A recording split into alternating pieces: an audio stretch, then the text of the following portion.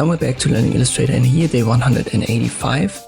Let me show you how you can create diagonal guides. Just press Ctrl R to blend in the rulers, and then you can drag these guides out of there. And to rotate them, simply select one. So left click on it, it's bluish now, and you can use the rotate tool, for example. So the rotate tool allows you to rotate it manually.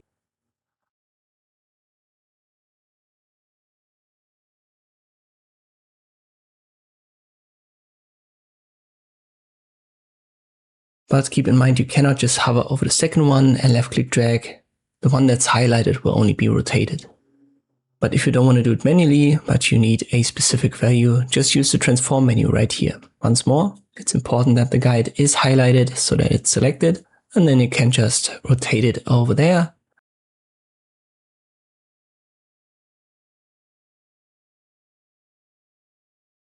And then use right here the selection tool and move it to the corner. But even for the corner, we have X and Y values. So you can type that in numerically to reposition your guide.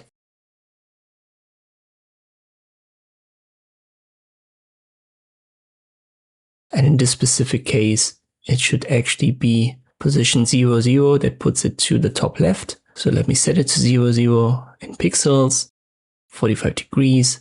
And there you go.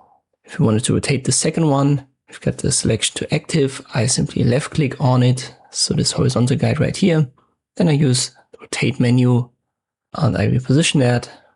So as long as you've got them selected, these guides are basically treated like a regular line or regular element, and you can use the transform menu. And this is how you can create diagonal guides in Illustrator. I hope this video was helpful. Thank you for watching, and I'll see you next time.